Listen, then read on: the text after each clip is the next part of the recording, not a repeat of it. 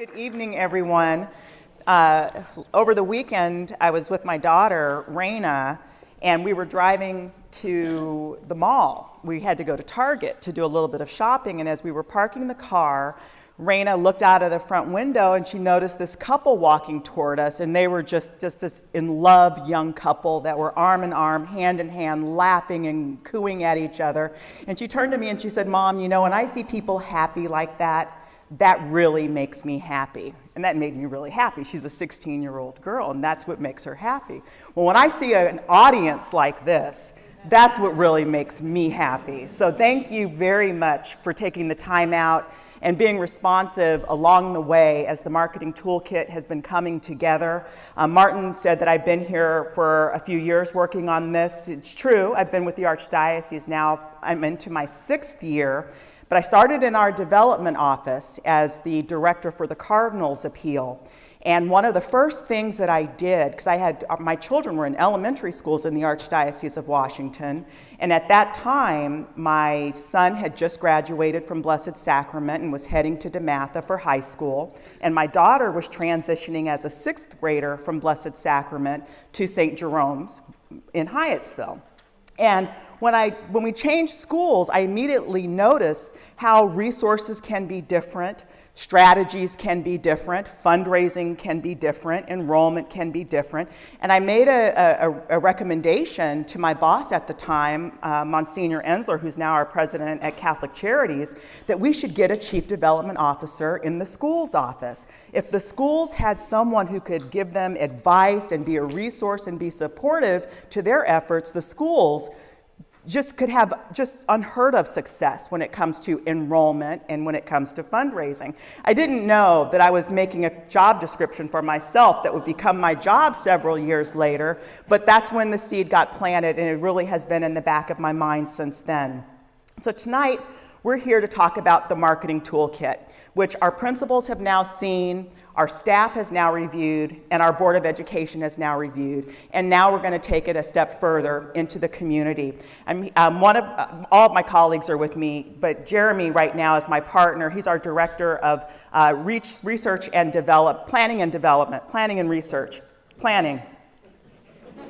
And all of those things is what he does.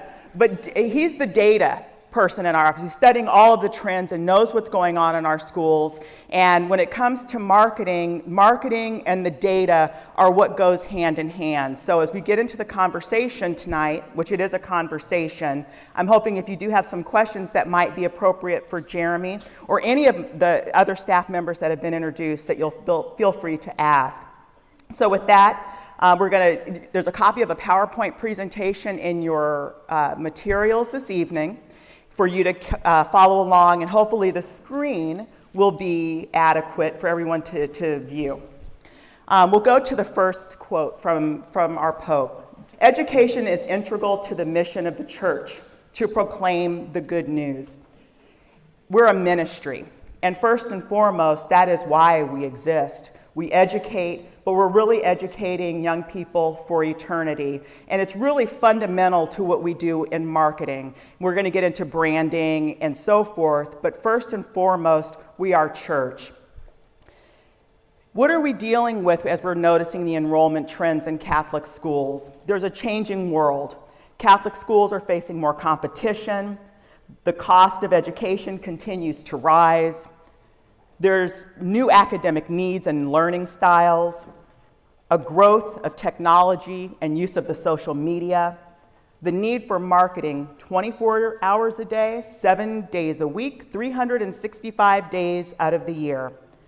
We're seeing a decline in the average size of Catholic families, even more changes, governance changes, the need for planning and visioning, branding your school's image, enrollment management and marketing, needing more involvement of your alumni, capital campaigns and all kinds of fundraising, and the expanded role of our educators in the field of marketing. All of those changes are impacting the way schools operate, the way our school leaders are thinking. And how are all of those changes, and those are just some of the changes that are facing Catholic schools.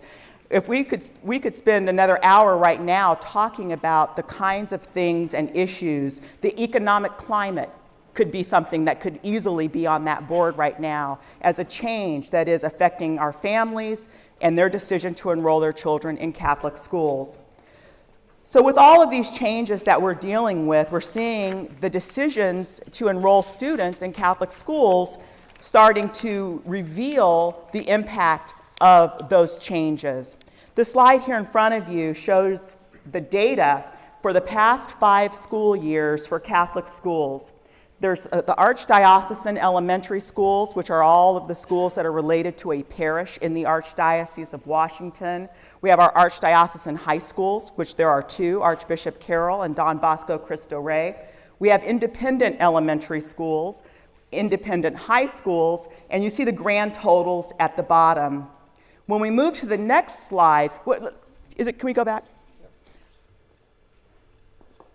Spend some time on this slide later, because what you're going to notice is each of the categories, with the exception of Archdiocesan elementary, is either stable or slightly increasing, okay?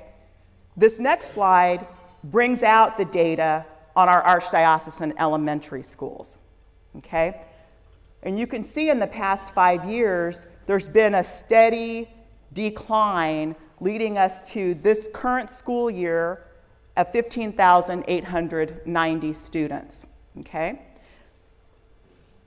When we look at the data and we see the Archdiocesan enrollment is going down, but independent school, elementary school enrollment is going up or stable. That's a trend that makes us know that marketing and the level of service that we provide to families can help us in terms of attrition, students choosing to go to another school. Out of the 2007 study of our Catholic schools trends and the adoption of new policies later, our Cardinal Donald Wuerl, he spent a lot of time studying education and really in the country is recognized as a leader in Catholic education, made these statements as part of his pastoral letter. And I'll let everyone just read them for a moment. The entire Catholic community must now come together, is what the Cardinal said in this letter in 2008, and work together to ensure that Catholic education is available. And if he weren't in the Holy Land, in very good company, I'm sure, seeing everyone here tonight is an answer to his prayers and an answer to his directive to us to come together over the state of Catholic education and to work together to ensure that Catholic education remains accessible and vibrant in the Archdiocese of Washington. So what have we done as an entity, as a corporation, the Archdiocese of Washington and the Church of Washington, related to this need, these declining enrollment trends and knowing all the competition that exists and the changing environment within our schools? What have we done to start shoring up our borders to see what we can do to remain stable? We started, this is really just specific to schools, with a reorganization effort to make sure that resources are aligned to support marketing and outreach efforts. A communications secretariat was created to be more robust than the former model. Our publications have been revamped so that we're reaching out into a generation of consumers and an audience that is taking information in different ways. The social media has been embraced, and a position in our Catholic Schools office to support marketing and advancement was created, which is the position that I'm now in.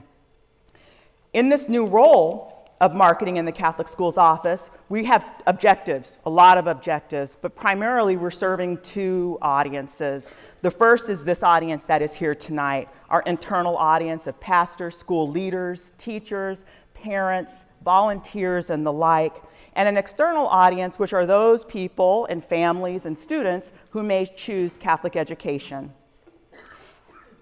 Now we're getting into the marketing toolkit, okay? And how we as a Catholic Schools office are here to support the efforts of our Catholic schools and to support the internal audience. The first priority was the creation of this marketing toolkit that is now in front of you. The second is providing the professional development and training in the use of the marketing toolkit and helping to make sure that schools have the resources that they will need in order to have robust marketing plans at the school level. And the final priority is related to the branding campaign so that there's a baseline of marketing to promote Catholic education through the Archdiocese. Where schools are getting into school level branding and school level marketing, the Archdiocese is very interested in branding Catholic education to benefit all schools, whether they're independent or archdiocesan. So what is our office going to be doing in the area of support for our elementary schools? Well, it really starts with having a plan. A marketing plan that's going to meet the needs of both of the audiences that we've just described, which will include 4 prongs: communications, public relations, events, and advertising. We're about to see here a commercial that's currently being aired to benefit all Catholic schools in the Archdiocese. The most important gift you can give your children is an excellent education. The Catholic schools of the Archdiocese of Washington help every child reach their full potential through academically excellent instruction. We teach in a safe, nurturing environment rooted in gospel values, fully developing each child to be prepared to succeed in their education and in life. Financial aid opportunities are available. Visit CatholicSchoolsWork.org for a school listing and open house schedule. This is an example of a television commercial that began Christmas Eve and will continue through the first week of February that is airing on News Channel 8, ESPN, Lifetime, the Family Channel, and several other cable networks. I hope that you've seen it. And what it's intending to do, it's intending for families with school-age children or even high school-age children to view and hopefully go to the Archdiocesan website where they can learn of schools in their geographic area and link to those schools for more information. About the marketing toolkit, and everyone can take that document out of your meeting folders. I want to first share with you the creative process that was used in the creation of this material. And by professional background, my background is not education. My background is more business management and marketing. So the first thing I wanted to do when it came to creating a tool that would be used by school leaders was consult with the experts. And to do that, I brought together a group of school leaders that represented all of our geographic areas of the Archdiocese to collaborate and have them really work as consultants with me to help devise strategies that would be useful for principals. And I'd like to introduce each of those committee members because we're going to do a breakout session, and if you see them, they might be very helpful to you, and then offline, knowing their work might be relevant to you when you're trying to do different things. So I want to introduce Jim Pavlaka, our principal from St. Mary of the Mills, and thank Jim. Lila Hoffmeister is here, St. Michael Ridge. Lila, there we go. Sheila Martinez, I saw Sheila come in, Our Lady of Victory. J.R. West, St. Peter's Waldorf, and Susan Splendido. Did I see Susan tonight? No? She is here with us in spirit. And also Val Markeski. Val isn't here, right, Jim? She is not here, but she is also here with us in spirit, a director of development for St. Mary of the Mills. In addition to the elementary school level leaders, we brought together high school admission directors. Our high schools are doing a great job in the Archdiocese of Washington in terms of systematic approaches to enrollment and admissions. And we had 2 members that represented 2 of our co-ed high schools in the Archdiocese, St. John's College High School and Bishop McNamara High School. And they were just so value added in terms of their passion for education, Catholic education, and then they had the added benefit of wanting to contribute their ideas and their expertise because the work at the elementary school level in terms of enrollment directly impacts what they're doing at the high school level in terms of the matriculation rates of students. The next step was pastor input and review, and I see one of our pastors is here. Father Close is with us this evening.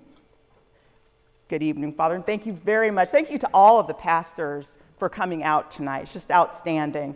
Father Close, you see the list, Father Dillon, Father Stack, Father Dacus, and I mentioned Father Close, which gave us a nice geographic balance too, because every school, it has its own issues. You have your own concerns, you have your own demographics, your feedback from your constituency in one part of the diocese is very different as compared to another. So this consensus building process aided in trying to make sure that a lot of voices were heard along the way.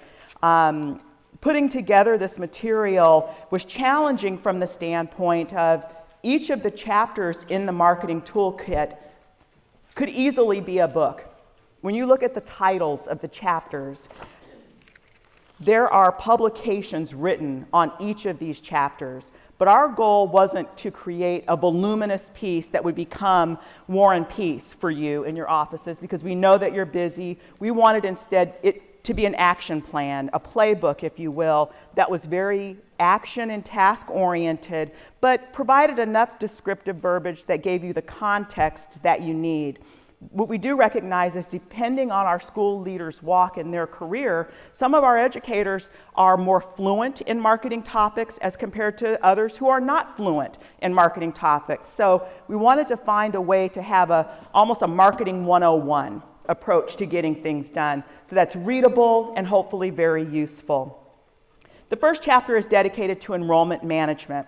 And that chapter really helps you delve into the topic of why you need to have a systematic approach to setting your goals for your enrollment, a process to market to achieve those goals, and a way to tabulate and determine how successful your initiatives were. Enrollment management is the vernacular in our colleges and universities and our high schools, and now even coming into our K through 8, where a school is tuition-based, enrollment management practices should be in place. The next slide is talking about just the basic process of enrollment management, and this is really related to student recruitment and student retention. This is only one aspect of what our schools do, because there's all of the other curriculum and instruction, et cetera, and so forth. This is just related to our work in the area of recruitment and retention. We first must identify who could be a student at our school, let them know that we're here, open our doors and let them know that we're interested in them to find out if they might be interested in us. Engage them so that you'll know, is there a good fit here? Is this a good place for you to be? And so forth. Enroll them, and then the biggest task is retaining them, okay? It costs a lot more to recruit than it does to retain. So a part of the marketing toolkit is going to approach your objectives related to retention, because year over year, you're only trying to attract an additional 15% of your total student body if you've done a good job with your retention. The second chapter is dedicated to knowing your school, okay? Knowing your school. First and foremost, we're Catholic, okay? Catholic is our brand. And there was a lot of discussion over this knowing your school at the Pastoral Center, so that we could all come to agreement as what does it mean to create your school's identity if we're all Catholic, right? Because you don't want to become a non-Catholic school that's just the greatest math and science school in the country, or the greatest STEM program, or we're building future engineers for the world. No, first and foremost, we are Catholic schools. But knowing your school can then take it to the next level. Taking it to the next level. We saw it with St. Jerome's with the adoption of the classic curriculum, well done. Okay, rebranding the school in a relevant vein for families and students that is in the market, very sensible. So a classic curriculum resonates for that community, but first and foremost, St. Jerome's is a Catholic school. The next point is academic excellence. We can market all we want, but if we're not academically excellent, first and foremost, the marketing isn't going to matter. You'll get a family, and the family won't stay because they're really there for the education of their child. So academic excellence is just the cornerstone to how we attract and retain students. Accessibility. In this framework, these are the 4 pillars. For those of you who've seen the policies and have seen the pastoral letter, you're familiar with the Archdiocese of Washington's 4 pillars of Catholic education. For some of the parents or faculty members that have not read that deep into the subject, these A, B, and C, and we're about to get to D, are the 4 pillars of Catholic education as determined by the Cardinal with consultation with a lot of various audiences. Accessibility in this particular framework is geographic accessibility, to make sure that Catholic families have access to a Catholic school that is reasonable. And then the issue of affordability. And in your marketing, that is an issue that has to be addressed. Increases in tuition rates right now are outpacing almost everything but gas prices, okay? So we have to keep cognizant of that reality for families, that families, especially families that we want to have multiple children, are wrestling with issues where when you had a son or daughter, you're thinking about going out and starting savings for college. Well, now families are going out to save for preschool, okay? So that's an economic reality that as part of marketing we have to consider.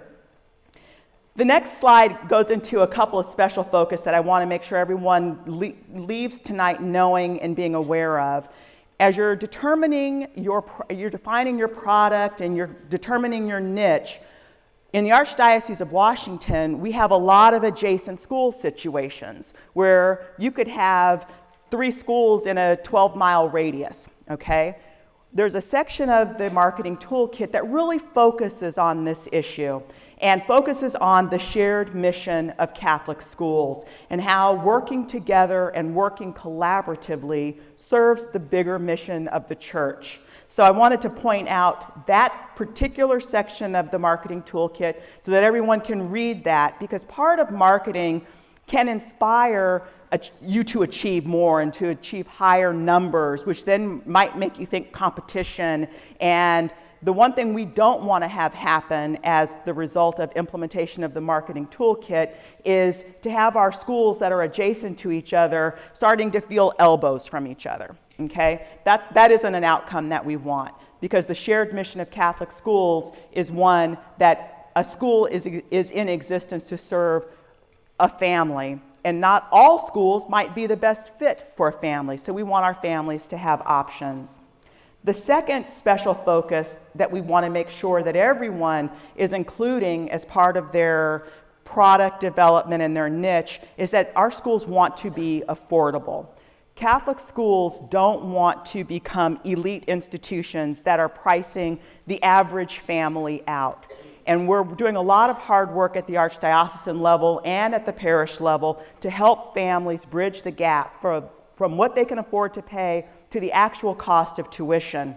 One of my hats that I wore previously at the Archdiocese was to start the Tuition Assistance Fund for Cardinal Wuerl, and that was a lot of fun. And the tuition assistance model that we have right now is a great model in that it's helping families leverage what they can afford to pay to what the published cost of tuition is. What families don't always remember is that every family is already getting a discount. Okay? Every family is subsidized in Catholic schools because the cost of tuition, even if you're paying 100% of the posted parish rate, is not the actual cost to serve a student. So we're helping a lot of families in a lot of ways, whether they're receiving tuition assistance or not. But make sure that there's something, as you're working on marketing materials, that you're making that point with families, that the Church is here to help families in the education of their children.